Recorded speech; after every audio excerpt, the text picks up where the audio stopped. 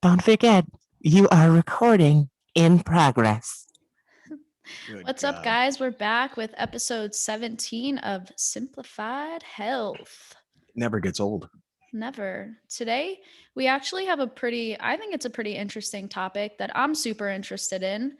And basically, I want to talk about how we can utilize, instead of performing steady state exercise, so instead of performing, for example, one 30-minute bout or one 45-minute bout or an hour bout, etc., of exercise, we can actually break that up into different intervals and get the same benefits as we would by performing that longer duration exercise.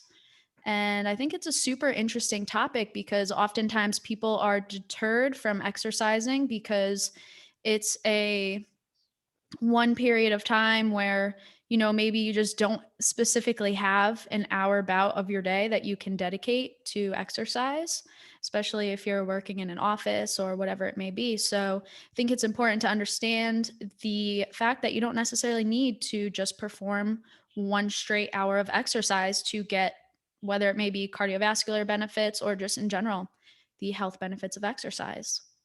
What do you think, Juggy? Hi, chick. I'm doing well. I like it. I like the idea that we've studied a lot about this in college. The fact that people believe that they need to set just 1 hour or 45 minutes out of their day to get all of their exercise packed into 1 hour, and then for the other 23 hours, that thought just goes right out the window. And maybe they're they're going to focus on their diet or their caloric intake or what's going to go in and out and stuff like that. And we all know that we have different schedules, we have different lifestyles, we have all kinds of different walks of life. People who have office jobs, they unfortunately can't get exercise throughout their workday because it's a lot of sitting, it's a lot of accepting calls and being a part of meetings and doing all the the big boy and the big girl stuff. But that's why they have to resort to 1 hours, either if it's on the way to work or on the way back from work, so that they can enjoy their home life, hopefully. But people who have jobs that are always on their feet, I just started my serving job at the restaurant that I currently work at. Construction workers, laborers, people who are just on their feet all day and exercise as a part of their work life, not really speaking to this market or this population right now. So we're just really focused on the people who feel that they need that 1 hour just to pack all of that exercise in there. And I think, correct me if I'm wrong, Chick, we're here to let them know that there are more options out there. It's not, you don't have to just pack all of your exercise into 1 hour or just 145 minutes. Am I assumed to be corrected? Absolutely. And so, one of the things that you brought up, which I'm going to basically provide a counter argument for you and for our listeners, is that Before you do that, how are you? We I'm didn't really have an great. intro. Yeah, I know. I felt like Okay, just cutting right to the chase, that's fine. Go for it. Let's do just that. I boom. just want to make sure you're okay. Yeah, I'm great. All right. As long as you're great, Juggy, I'm great. It's I'm a okay. beautiful I'm day. doing well. I'm a little sore, but that's normal. I know what I'm getting myself into. So my legs are at the moment a worse for the wear. Every time I move them, it's like, oh, but they're in repair mode right now. They're resting. So Yes, help us that out. Help me out with there are a lot of people. I do have, big boys and big girls, people who are adults. They do have these office jobs or where they stand or sit around all day. And they really are, they're saying, like, are there any other options here? Can I, like, do I have to join an hour class, once per day or once every 2 days or something like that? What options can we offer these people? Yeah, so this is where my counter argument was going to come into play, is that these individuals who are so caught up in their jobs, Mm-hmm. they can, instead of thinking about exercise as this structured period of their day that needs to either be performed before work, on their lunch break, after work, they can think about it by breaking up this period of time that they're willing to dedicate. So if it's 10 minutes at a time, 15 minutes at a time, you can break this exercise up throughout your day. So here's an example. You can literally get up at some point of your workday, go and take a 10-minute walk, and come back to your desk. And if you do that 3 times a day, that's 30 minutes of cardio. And while you may think that you need to be performing that steady state, so that continuous 30 minutes in one, there is a really good research study that was actually performed. It's been a decent, I think, somewhere in 2013 by a good friend of mine, Dr. DiPietro. I've met her one time. So we're best friends, but she told me about this study that she performed. And basically, it was suggesting that 3 15-minute bouts of exercise that are performed after an individual eats, so it's post meal walking, that it can significantly improve your glycemic control. And it is just as effective as performing a straight 45-minute bout of exercise. So, when we Mm. talk about glycemic control, that's basically just referring to how well we can uh, clear insulin from our bloodstream, and basically just in general insulin resistance, which is a bad thing. We want to improve our insulin resistance, and that declines with age, that declines with excess weight. So in general, this study did show that performing 45 minutes of exercise versus performing 3 15-minute bouts of exercise are equally as effective at improving your glycemic control. Walking after eating controls my glycemic control. I heard that correctly. Yes. I want to control my glycemes. So whenever I whenever I go back to studying the whole, I think it was the glycemic index. The bottom line is it's a little foggy to me. I remember that there was like, it was like glycogen gets broken down into something, which gets broken down into sugar, which then enters your bloodstream. There's like a step-by-step process. Is that what you're referring to when it comes to glycemic control, or are you just talking about the sugar in your blood? So I'm talking, yes, it does get that in depth, but let's just focus on what happens. For example, after you consume a meal, you're going to have a rise in your blood sugar, in your insulin Okay. levels. And basically, the more insulin sensitive you are, the better you will be at controlling your blood glucose levels. So a lot of the times you go and get blood work and you'll see fasting blood glucose. And if it's above a specific range, that's dangerous. And your doctor may tell you that can lead to diabetes. But not only can it lead to diabetes, that strain on your cardiovascular system can also produce a significantly can produce many different effects on the body. Mm-hmm. So we're not just talking about diabetic patients when we talk about improving your glucose control. Every individual wants to have an improved insulin sensitivity because that's overall going to have that individual be able to better control their blood sugar levels, which will in turn help them get into that fat burning state mode quicker or more efficiently. Oh yeah. You just you my mind clearly just went into these old school treadmills that they used to have. They used to have this chart on the top that had the two different zones that you're going to be hopefully getting into. And there was the one on top, it was a high intensity, it's like it's called the cardio zone, and then the one just below that was the fat burning zone. Do you happen to remember those? Absolutely. My point is that if you exercise at too high of an intensity, you're not hitting the fat, you're hitting the sugar in your bloodstream. Yes, no, correct me there. Absolutely. So that's a great point you make. And I'm going to go off of that I'm done really with this show. quickly. I'm so smart. Peace out. Oh God. Oh man, I'm so happy that I You was right say about that. you saved your, what did you call it? I want to save my glycemes. You saved I want that to save my comment. glycemes. That's just This is how slang. you I know save that your that's slang. glycemes. My glycemes are out of control, sister. I'm trying to control my glycemes. I love my glycemes. Don't look They're at my so efficient. glycemes. But All absolutely. right. So touching upon that, basically you have three different energy systems, and we may have said this elsewhere in a different episode, but I just to believe we have, yeah. clarify, the higher intensity exercise that you perform is going to tap into your blood sugar stores, right? And just a simple explanation, we don't need to get in depth here, but the lower intensity type exercise that you perform is I going love. to is going to burn more fat. And I so love that people zone. do both types of exercise, which is fine. But I always stress the fact that there is absolutely nothing wrong with performing low intensity exercise. It Which I is going to love. take you a longer period of time to burn the same amount of calories that you would typically burn when you perform high intensity exercise. But I Mhm. think the health benefits are far more remarkable for that you get when you perform low intensity exercise, because you are, first of all, not eliciting this significant strain on your body. You feel better generally when you walk. You feel better than when you go and do some type of CrossFit workout. Right. Yeah. Not to I say agree.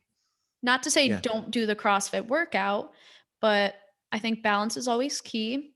And so yes, to go off of your treadmill thing, you will burn more fat with lower intensity exercise. Will you burn more calories? No. So that's the difference there. So keep that in mind, but so we've established that to a decent extent now. We know that low intensity burns fat.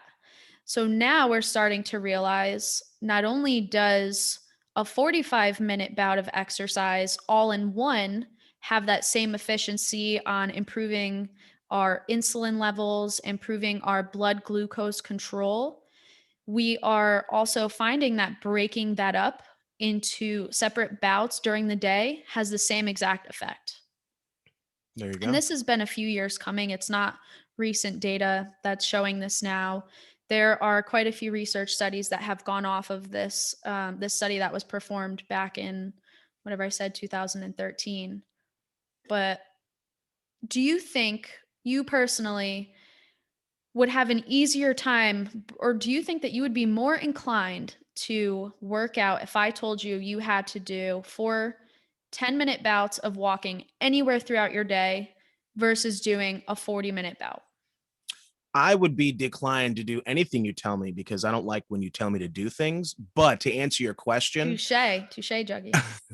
no, but to stay on subject, I would feel. I mean, here's the thing. It would honestly depend on my schedule because I would love to go and exercise and just get it done. Everyone says I just want to get in there and get in That's and get fine. out. I want to punch in and punch out. It may have something to do with my schedule. Hey, I got something important going on. I have a dinner or something.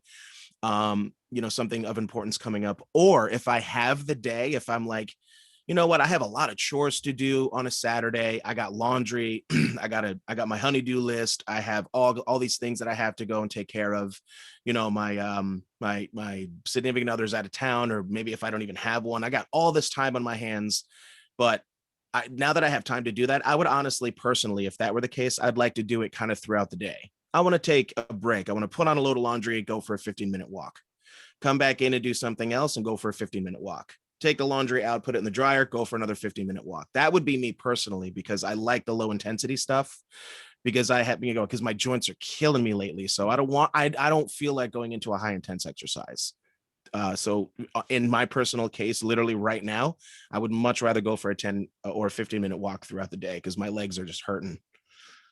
So Yeah. that And would be so it. it's really schedule dependent. I wasn't looking for a yes or no answer. It really depends on your schedule. And so instead of just saying, I can't get in an hour today, think about what you have going on in that day. If you Right. have a lighter load in the beginning of your day, get in 15 minutes early, get in 15 minutes later, however you structured it. The importance here is that you can break it up throughout your day if your schedule does not permit you to perform one single bout of exercise that is steady state or Mhm. over a certain period of time. I had a professor a while ago. Hopefully, I think this relates to it, to what we were talking about. A person who went on a half an hour jogged for about 2.5 miles, and then they did his biometrics, and then they asked that same person the very next day to walk the same amount of distance that he ran, which was 2.5 miles, and then they did his biometrics again. And the only difference that they found was only in his lactic acid, because it was intense biometrics, by the way. They hooked him up to pads. They had them all, they had the VO2 max stuff. They had it all colleged out, if you will. And they said that the only significant difference was in his lactic acid. They said that the only difference of the caloric expenditure and the whole fat burning thing, there wasn't really much difference, if any, were very slight. But the point is that the long walk that he took and the jog, the only difference is he got the jog done faster. He was just over his exercise, and that was it. That was really the only main difference, minus the lactic acid thing. But you get the same benefits if you walk a long distance, the same distance as if you were jogging. The only difference is you do it faster. That's basically it. How do you feel about that? Absolutely. So I didn't want to go there, but lactic acid is not Which a we real don't have to talk about. thing. This is we can talk about that. No. That was just the only big difference that they had between the walking and the jogging. Yeah, I'm saying, so when we talk about lactic acid, lactic acid dissociates in the body, meaning that lactic acid doesn't actually exist. And now I know I'm being nitpicky because we shouldn't say lactic acid. And This was it's college, what, like 10 years ago, maybe? I might yeah, be slightly outdated. Like, this is absolutely. just what my college guy told me. But in any case, yeah, so your body's going to clear out the acid. But it does make sense because the higher intensity exercise, the more you use your quick energy system. So yes, lactate will build up in the body. And the overreaching message from that scenario that you just gave is that volume is more important than intensity, how frequent. So we have what is called the FIT principle: frequency, intensity, time, and type. And the most important variable there is volume. So it's how much you're getting, which goes to say, even if that individual did that throughout the week, or if they did that over the course of 2 days, it's really, at the end of the day, the total amount of exercise that they're getting that is extremely important on their health. Mm-hmm. Well, that's fine. That's fine. Yeah, we'll talk about that later. That interests me in a different way. We'll leave lactic acid on the table for now. But the person who the 60-minute walk as opposed to a half an hour jog, what would be the difference in your world now? Might just take lactic off the table. Would that be any difference as to what was said before? Same benefit, same cardiovascular and same exercise benefits for a 60-minute walk versus a 30-minute jog, same distance. Would you say that they're relatively the same, or just because the jogger might want to get done faster, that's really the only difference? What I'm saying is that they do have very similar, if not exact, fitness benefits for walking and jogging. Absolutely. So There you go. you should probably perform whichever one you prefer. I If circled you'd the like, airport twice, but I landed the plane. We got our answer we're looking for. you were just looking for the absolutely. Yeah, I was looking for the direct contact there. But yeah, that's one thing that that one of my professors had told me was the 60-minute walk, half an hour jog. It's the same. It's just who's got the time. And I said, okay, all right, I'll keep that in mind. And what do you like? Do you like to jog? Right. I personally like to walk. I like to enjoy the scenery. I like to control my breathing. I like to focus on certain things. I do like to go for that 60-minute walk. And what you're saying is I can break that up into 4 different 15-minute walks throughout my day. That sounds great. That sounds fantastic. So yeah, if it's chore related, if I have to do things, if I need to get done for the house, or if I need to get things done for the family, great. I can split it up. It's like, hey, I'll be right back. It'll only take 15 minutes. If you got a problem with that, then you just have a problem with patience. So Then you're an that's ass. great. Right. Then you're just a jerk who doesn't You should like me probably trying to get my 15 promote. minutes in. Yeah. But yeah, so I started thinking about this because actually my uncle had asked me, I was at a Memorial Day party with my family, and he said to me, I heard walking after you eat is it makes you more mechanical. It makes your digestion more mechanical. And he's yeah, I know that was my first thought. I'm like, Turn into a okay, let me robot. think. But he's an engineer, so their field is a little bit different. And however they look at these types of effects may sound a little bit different, but in the long run, he wasn't necessarily wrong. I wouldn't say that mechanical is the best word to utilize, but what he really wanted to know was that if it is better to walk after you consume a meal. So now we're kind of I think shifting the so. topic to okay, we can break this up into 2 to 3 times a day and we can see the same benefits as one single bout of exercise, to now discussing timing. So, do we have to get picky with when we exercise? No, not necessarily. But we also want to maximize the health benefits of our exercise, right? So, instead of some people, instead of going that 60-minute walk, we'll do a 30-minute jog.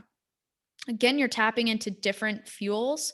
So, you're using fat when you perform that longer duration exercise bout, but you're also burning more calories when you perform the 30-minute jog. So in your case, you're saying that this person didn't necessarily burn any different amount of calories. Regardless, if you Yeah, do, the differences were so slight. Like yeah, the major difference was the lactic, but whatever. yeah. But I botched that. So, No, so no. yeah, What you were saying was, I think, like, at least from what I was hearing, that the jog and the walk, they were identical, but there were realistically, there were like slight differences. Like the jogger had burnt like maybe like 100 calories more or something like that. But that is a small difference to them when it comes to exercise. Like heart rate was, they were generally the same, except the jogger had a higher heart rate but at a lower, like all the specific biometrics I felt like were a waste of time, but generally they were similar but not identical to I be. mean, yeah, and Yeah. 100 calories is actually pretty significant for a single exercise bout. So Yeah. I always like to bring up, that could be equivalent to one snack. It doesn't seem like a big deal, but when we're talking about a single exercise bout, performing one bout of resistance training, typically, I mean, it really depends on if you're one of those people that spends like 3 hours lifting weights and grunting and just walking around there like a psycho, or if you're the type of person that's casually performing maybe like a 30 to 1 hour bout of resistance training, really only burns around 200 calories. So, if you're looking at it from that perspective, 100 calories in a single exercise bout could be pretty significant, especially if it's in such a short period of time. But other than that, where I was going with the timing is that we can also maximize the health benefits of exercise by performing those 3 15-minute bouts or 3 10-minute bouts, whatever it may be, around the time that you consume a meal. So if you do it right after you consume a meal, you can actually improve your glycemic index. So improve the way that you are stimulating translocation, or getting too intricate, the way that you are clearing insulin from the blood or clearing glucose from the blood. And in turn, that is going to give you the better end result for your fasting blood glucose levels. And that could be done by performing exercise around eating time. Because what happens after you eat? You You have a poop. rise in your blood sugar. You're going to spike your insulin levels to clear the blood sugar. So, not only can we consider breaking it up, but we can also consider trying to go for a walk right after we eat. And that can also produce or maximize the health benefits of exercise. Any exercise you're saying is perfectly fine after you eat. Well, I wouldn't suggest that somebody Swimming. going right. I wouldn't suggest that Don't the kids someone get cramps, chick? No, we have that a lot at camp, please don't actually. drown on my behalf. I did not say to swim. Yeah, I was gonna say, I heard that you get very crampy and all that stuff, which again, that could be another separate episode. Yeah, I'm Debunking strictly child talking about myths walking. and horrible babysitters. But yeah, the whole like wait 15 half an hour after you eat or you might cramp up or something like that. I honestly think there's something mystic and weird about that. I think that there's just bad parenting in the 50s that just don't want to see their kids, at risk of drowning, and they're just lazy people. They're just like, no, you just ate, you're gonna get a cramp, you can't do that. Whatever. I'm way off subject. Let me get back on here. When I eat, I generally just get tired, the classic food coma. It doesn't matter how much I eat, whether if I'm, have like a smorgasbord at Thanksgiving, or if I have just like a regular meal in the middle of the day under the sun, I generally start to feel tired. Now that's because of a few things, like there's thermogenetics, there's, my core temperature gets risen, um, thermoregulation starts to increase. All of these things start to happen whenever I eat. So it's difficult for me to just get up and start. I'm not going to start with a sprint. Like I'm just going to, not to be too graphic. Like I know somebody who had a little bit of a full stomach in the morning, and this person had their coffee. They had this little small pastry thing, and then they went into a rowing class and they rowed for 45 minutes straight, and then wondered why that person came home and just vomited violently in the toilet. And I'm like, well, you're kind of like, look at your body. You just turned your body into a human accordion, if you think about it. So you're kind of, you really just plunged all that food just straight out of you. So high intensity exercises, I highly would say no, stay away from. Your body needs to absorb that food. It needs to actually accept the food. And you can't do that if you're doing extremely high intense exercise bouts. So if you talk about getting exercise, I would probably, and again, correct me if I'm wrong, I would hope that you want to start with low intensity exercise to make sure that that food isn't jumping around and sloshing around too much. Just the thought is like, oof. So yeah, I would go for a nice good 15-minute walk, and I wouldn't overdo it, and I would start the intensity a little bit afterwards, in my opinion. Yeah, I mean, I know some people that can eat a couple hot dogs and then go roll around on mats for an hour or two.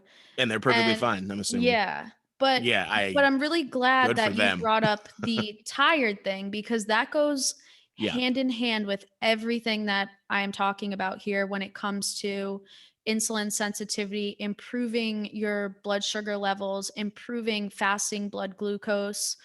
And I'm only touching the tip of the surface when I talk about these things. By no means am I really getting in depth as to whatever, All the jogging. fans love when you touch the tip, chick. Yeah, what can I You left the say? door open. I have to walk through it. But yeah, I get okay. I'm gonna stop right there. Sorry. Jesus. You as soon as you said it, you knew what you said. So Absolutely. for all of I our set audio myself listeners, up. you're welcome for that one. But the reason why you hit this, people have always called it a crash. For example, like you get a sugar high and then you Right. crash. Well, Good the call. reason why after you eat that you're getting that really tired feeling, that to the extent of which that occurs can really depend on your insulin sensitivity and how well you can digest that food, how well you can clear glucose from your blood. And if you notice, sometimes it depends on the meal. So maybe how high in carbohydrates the meal is, or maybe how large the meal is. That is drastically going to spike your insulin right after the meal. It doesn't necessarily have to be high in carbohydrates. But in any case, it is going to spike your insulin levels. And depending on how well your body is at clearing the glucose out from your blood, you will hit a period of, that tired period or drowsy, whatever you want to call it, quicker, or it may take a little bit longer. There may be a lull period where it takes you maybe 15 minutes. That's when your insulin levels are dropping. So now you've hit this spike, you're like, "Ooh, like I feel better. I ate. I'm good." And then boom, you start to get tired. So, exercising in that time period will actually help improve your insulin sensitivity, meaning that you can actually improve that midday drowsiness that you feel after eating. And that was actually one of the parts of the study that they looked at, and the overall tiredness of the participants decreased when they, instead of just sitting down and letting everything sit there, when they went for a walk after eating. So after It was after lunch and then after dinner. Mm-hmm. And it's not the tryptophan in the turkey. What a myth. A lot of people ask me, because I have gotten this question before, why do people get tired after having such a big meal at Thanksgiving? It's got to be the tryptophan. It's the chemical. It's just something to talk about at the dinner table, folks. All right. It's It's not just the tryptophan, Juggy. What is it? it's not it's just the amount of food that you're eating. If you have a big meal and you just sit around the dinner table and you're sharing this meal with friends and family or whoever it is, you're eating and you're not moving, so you're going to naturally start to get tired. And with the things that I had mentioned, your thermoregulations, your thermogenics, all your thermos just start to increase, therefore you just start to naturally feel tired. Thermos. All your thermos, all your glycemes in your thermos. Glycenes and thermos, guys. Get them today. That's right, y'all. on If y'all want to Simplified learn Health. about your glycemes and your thermos, come and hang out with me during Thanksgiving. We're going to go on 15-minute bouts after we eat our turkey, and we're going to go for low intense exercises. But yeah, Boom. but that's one of the reasons why, like, I love just getting up right in the middle of a conversation and going, I'll be right back. And I just need to move. I know what I'm doing. I need to get out there. I need to go walk around the block. I sweat. I have hyperhidrosis as it is. Like I have excessive sweat. So I like getting up and out in a cool night anyway, and just moving around a little bit, just to trying to stay awake for a little longer. Why So always talking about your sweat? So nasty. it Ugh. is. It very much is. Nah, I sweat a lot too. It's fine. Yeah. I used to be, self-conscious about it, but as soon as somebody told me that it was a medical condition, I'm like, great. That's if you make fun of my sweat, it's like calling like a mentally handicapped person, I'm like, oh, great. Mental. So I'm like a medical issue now. Oh man, I can't wait to start making these people feel bad about themselves. This is going to be fantastic. But no, whatever. I've always been like that. I've been used to it for decades at this point. So Well, again, I have a little shine going on right now. oh, same. That's all right. Yeah. It is But- a hazy day though. It's warm, but it's hazy. It's nasty. It's all It humid. is. It really is. But also, we're going to stick with that tryptophan comment really quickly because I like talking about it. And it's also, yes, the fact that you're consuming a big meal, but typically on Thanksgiving, you eat a lot more of every macronutrient, meaning carb, fat, and protein, than you normally do. So you're mixing, it's really the mix of the fat, carbs, and protein that causes you to feel like blah. I thought it was the amount. It's the amount definitely matters, but most importantly, it is the mix of the macronutrients, which is why when you are having issues with feeling satiated, meaning you have issues feeling full, you're like a bottomless pit, whatever you want to call it, it could be that you need to mix up your macronutrients a little bit more and include not just carbs, also include fat or protein. What's so funny? I was thinking another, like, oh, if y'all want to talk about macros, we can do that too. We got glycemes, carbos. We got all kinds of shit going on today. Oh, sorry. I'm just having silly thoughts here. No, you're good. It's keeping me alive here. It's keeping me alive. You know what I thought as well? I thought it would be really cool if we try our best to get on the same page when it comes to fitness. We're simplifying everything to help people understand what's going on. But because it's not a perfected field just yet. We are literally on a journey. There will be disagreements. I do wonder if there are disagreements that we have that we can make an entire show out. Yeah, that would be fun. I would like to track down, like, chicken juggy battle. Yeah, well, not like a battle, just be like, well, I feel this way, and well, I feel this way, and it's okay to have like a healthy, like a disagreement talk kind of a thing. But it just shows the fact that this is where we are. We don't have all the answers. Professors don't have all the answers. They're still doing their research. They're still collecting data to try to help us out and try to maximize our health, basically, is the best way that I can put it. So with all the answers that we have right now, there are still disagreements out there. Like, I thought it was the amount of food that people get tired from, but you were saying that it's the mixture of macronutrients. And I'm going, okay, because that's what my professor told me. I assume that's what your professor told you. let's spar, I mean, together, yes, please. No. Yeah. Together they make perfect sense. The bulk of food that you consume is going to increase the duration of the metabolic processes that occur after you eat, but also the Right. types of foods that you consume. So when you mix different macronutrients, that will also increase the amount of time that it takes for you to metabolize that food as well.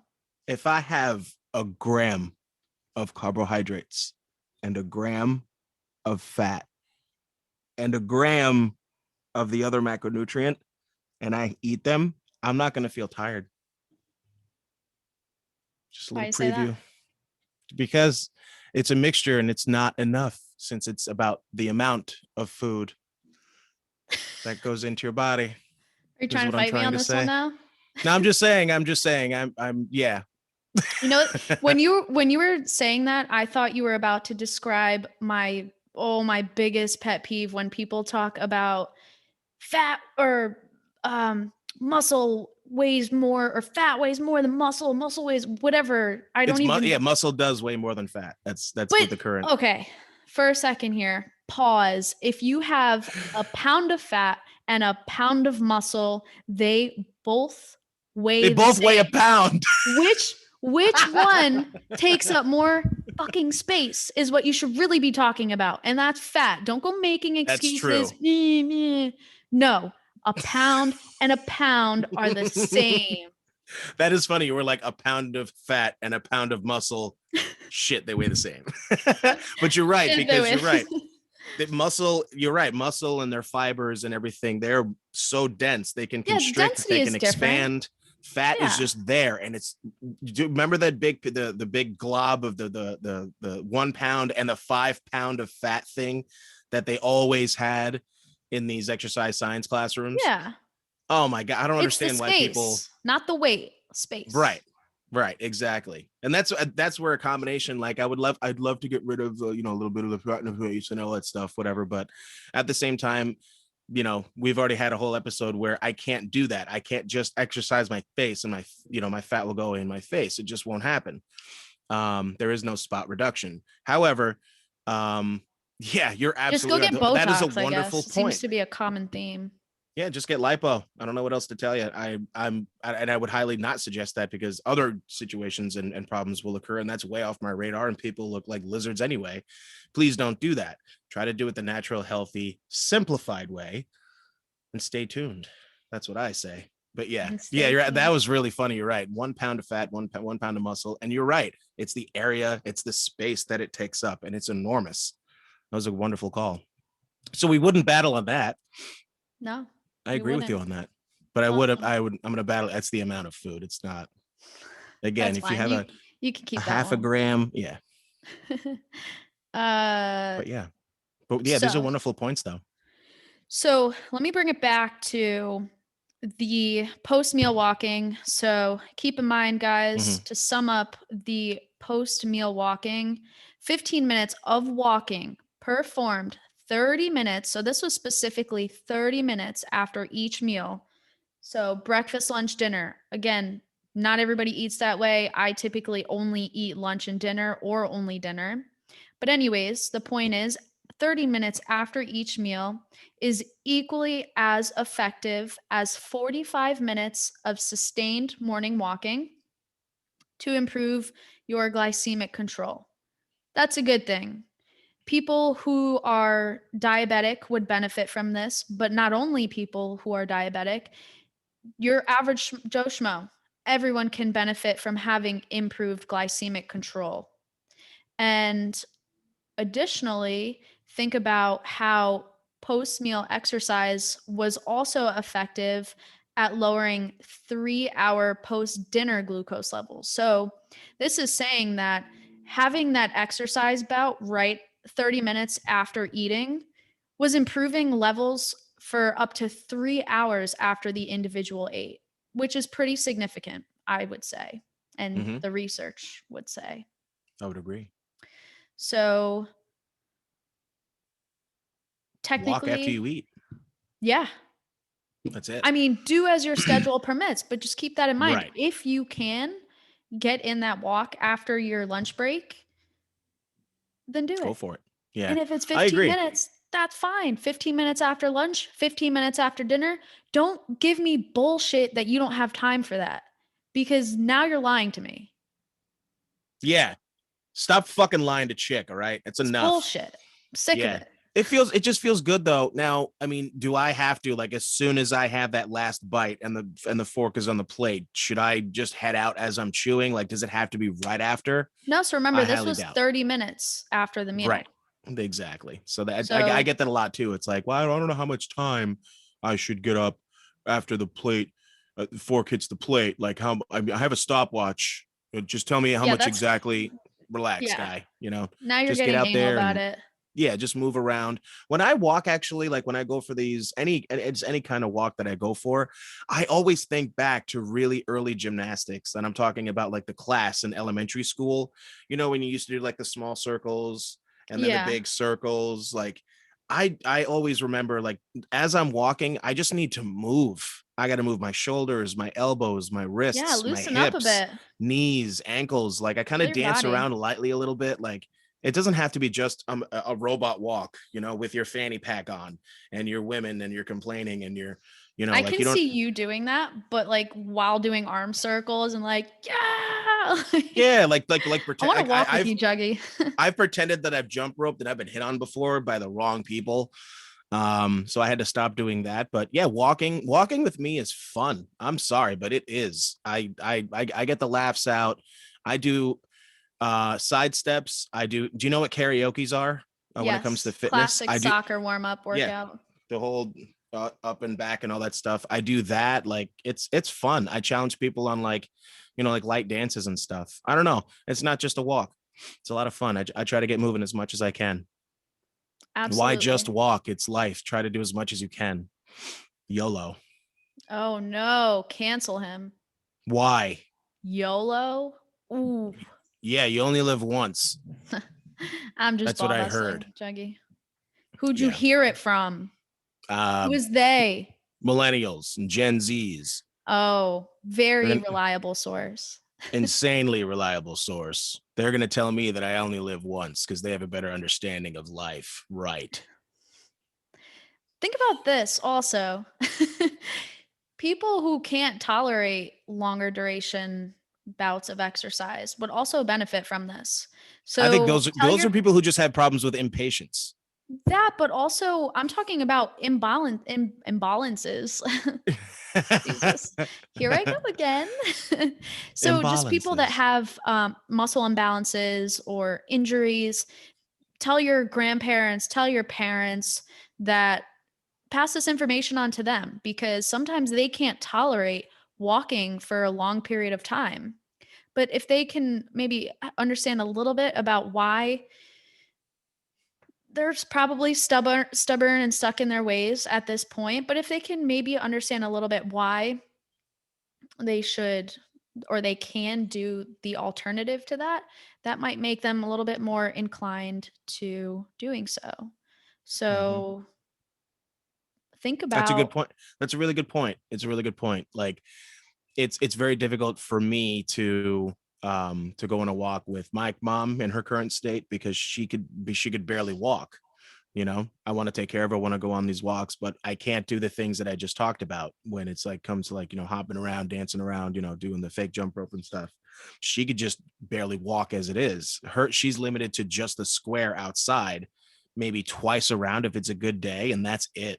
So it's very difficult for me to match that very low intense exercise because she has a lot of limitations.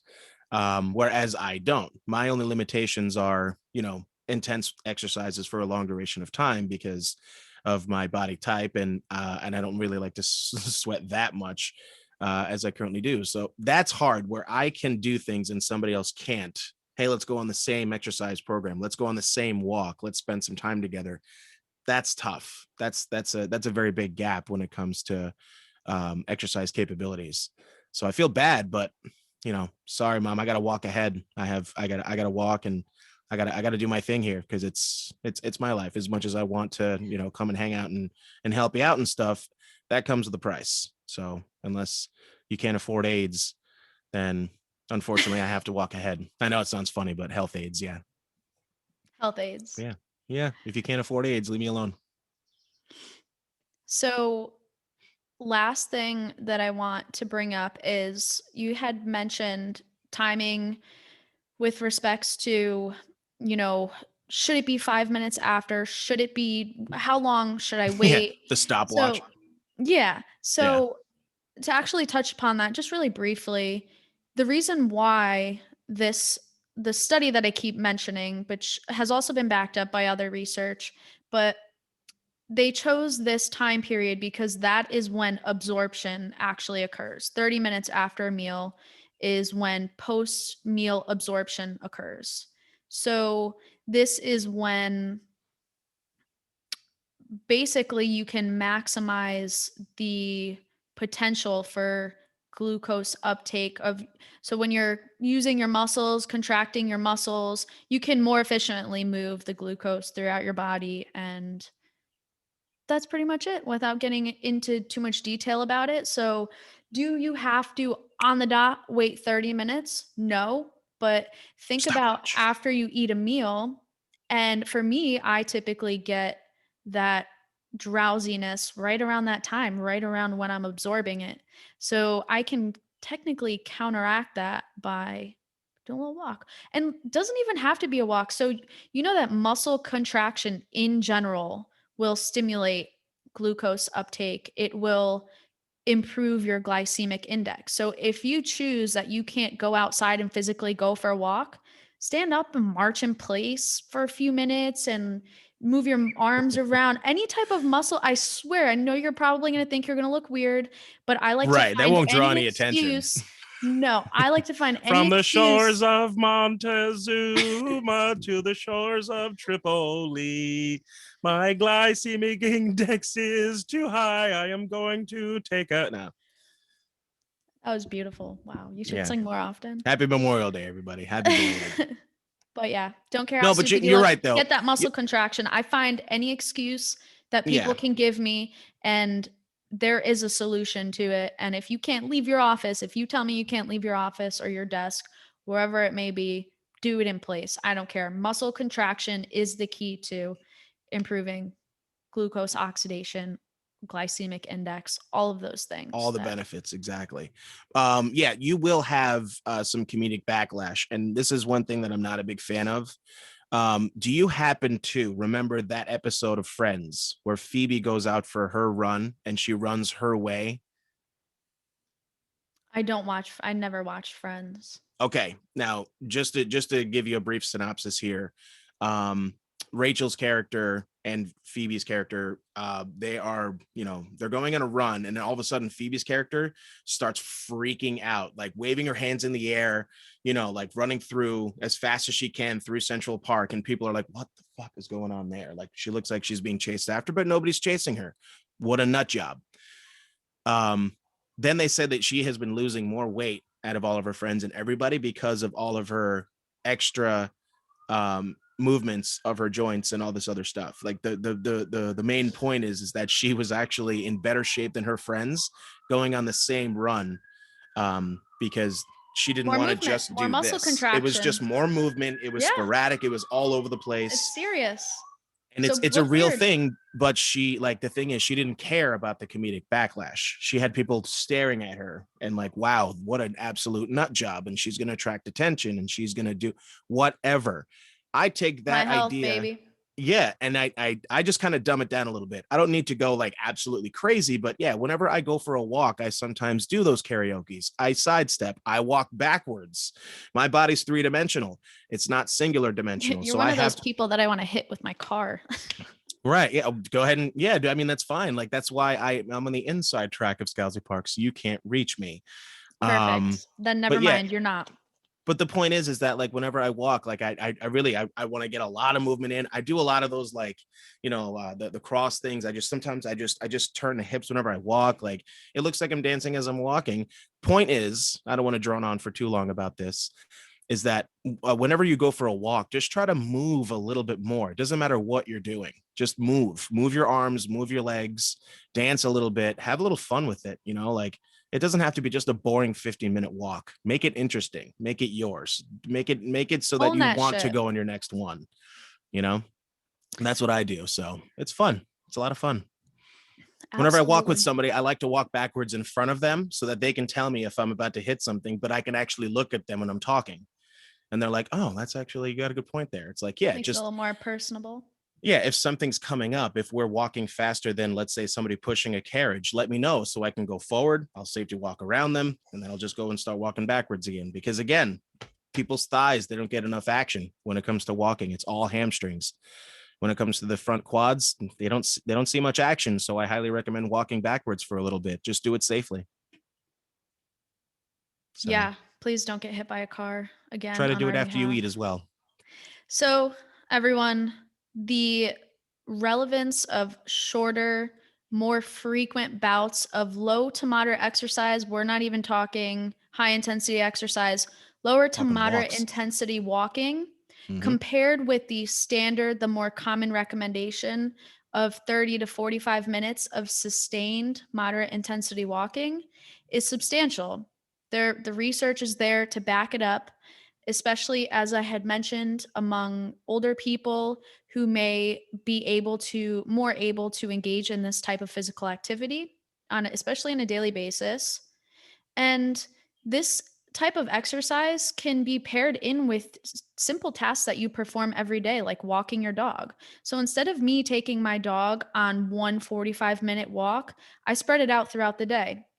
It's good for my dog. It keeps his CNS stimulated throughout the day. So it just keeps him taxed throughout the day. And it also gives me my broken up physical activity.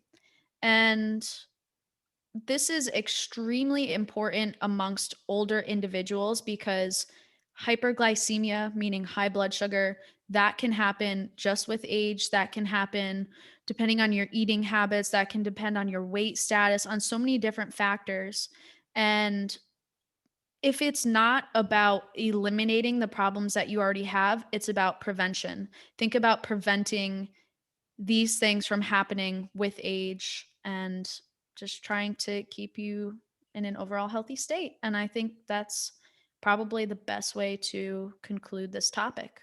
Motion is the lotion, as I was once taught. You keep on moving. Keep those joints lubricated. Make sure that you're moving. Lotion, lubrication. I'm talking about lotion and Proud of lubrication, you. everybody. Simplified health. L&L. Get it today. 50% off. That's right. All right. So, Juggy, anything that you'd like to conclude with? Hit. No, you see, I think you rendered it out wonderfully. Like I said, motion is that lotion. Just keep on moving, keep on walking, keep on just keep on keeping on. Try not to find yourself sitting still for an extended period of time. Find excuses to get up and just move around for a little bit. Even when you're doing your chores, get out there and walk around your neighborhood for a little bit. Wave at a neighbor who you don't wave at every once in a while. Get those arms a moving. Just move. That's about it. So All right. So, do you have any shows coming up?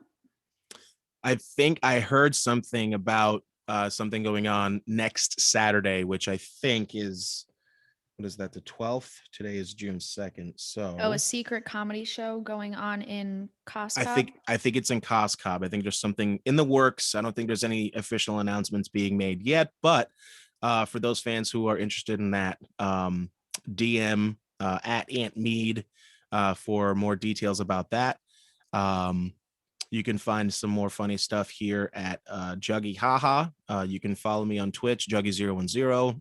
YouTube, I also have some old stuff up there with a couple of my buddies anytime that I'm resting.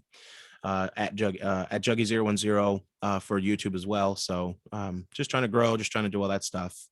And yeah, that's basically it. And yourself, Chick, any news about the fighting world? Any fights coming up yet? Not yet, nothing Okay. officially set in stone, but in the works. And Any if you unofficial guys- fights? You ever just walk up to a girl and just roundhouse her? I'm training. people always think that I do those kinds of No. things, but Just Unless saying. you give me a reason to. No. There it is. Exactly. Somebody please give her the wrong drink. That would be great. I ordered a Mai Tai. Bitch, I know how to kick. Boom. Just throws an elbow to the drink. Roundhouse kicker with your foot bone. Sorry, go ahead. You're plugging away. No, you're good. I don't have any plugs. Just follow me on Instagram or something if you'd like. Laura Mangone, that's my name, real name. And also, if you haven't already subscribed to our new YouTube channel, here we have only a couple of episodes, but we have all of our audio on all podcast platforms. So get on it, subscribe, do what you got to do. We are on episode 17 and we have about 2 steady listeners. So I think we're crushing it and we're just going to keep on keeping. So thank you guys for listening and peace. Do it because we enjoy it. Take care of each other. Your podcast is ending.